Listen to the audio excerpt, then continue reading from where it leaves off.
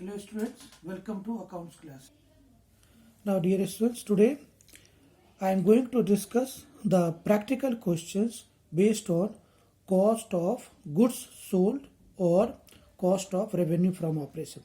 बेटा from new syllabus cost of goods sold का दूसरा नाम है cost of revenue from operation और इसको शॉर्ट फॉर्म में हम लोग कॉक्स के नाम से भी जानते हैं COGS cost of goods sold.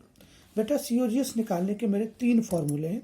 एक है net cell minus gross profit, दूसरा है opening stock plus net purchases plus direct expenses minus closing stock, और तीसरा बेटा फॉर्मूला है net sale plus gross loss.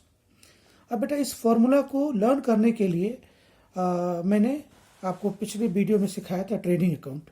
बेटा अगर आपको ट्रेडिंग अकाउंट बनाने आता है और ऑब्वियसली यू मस्ट ये आपको पता है, तो ट्रेडिंग अकाउंट के थ्रू हम कॉस्ट ऑफ गुड्स सोल्ड कैसे निकालेंगे।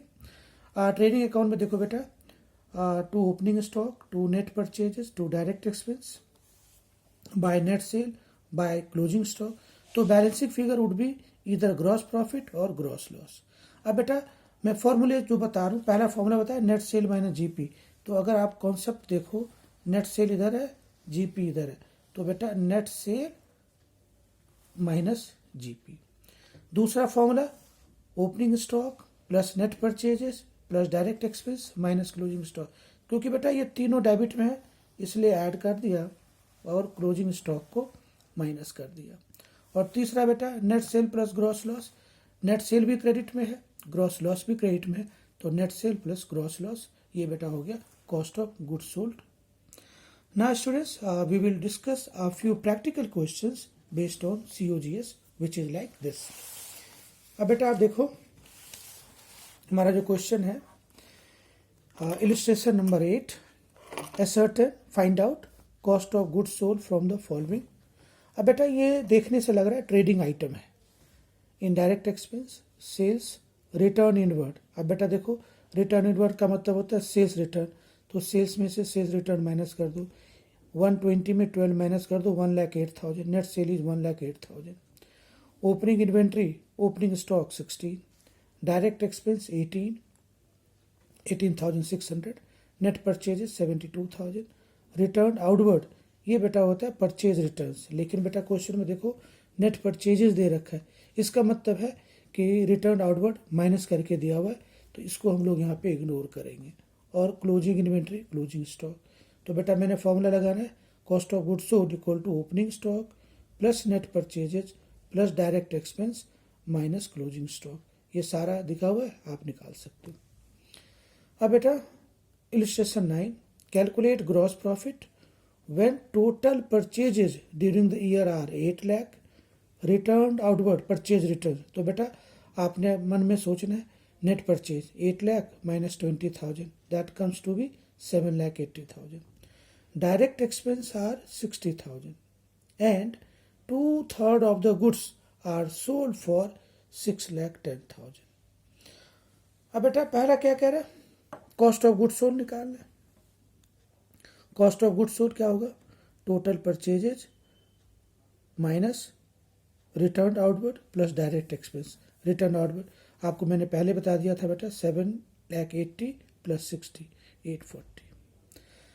अब बेटा मुझे ग्रॉस प्रॉफिट निकालना है, तो ग्रॉस प्रॉफिट का क्या फॉर्मूला होगा, net cell minus cost of goods sold, it will be my gross profit, क्योंकि मेरा कॉस्ट ऑफ गुड्स सोल्ड होता है net cell minus gross profit, तो ग्रॉस प्रॉफिट क्या होगा, नेट सेल माइनस कॉक्स।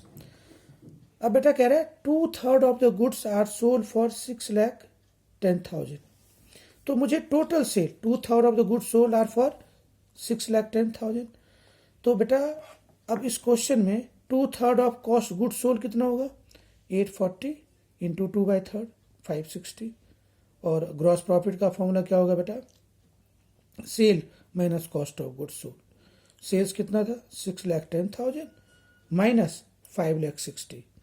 अब बेटा इस क्वेश्चन में क्या था, सेल्स 2/3 का दे रखा था, तो मुझे COGS भी 2/3 का लेना था।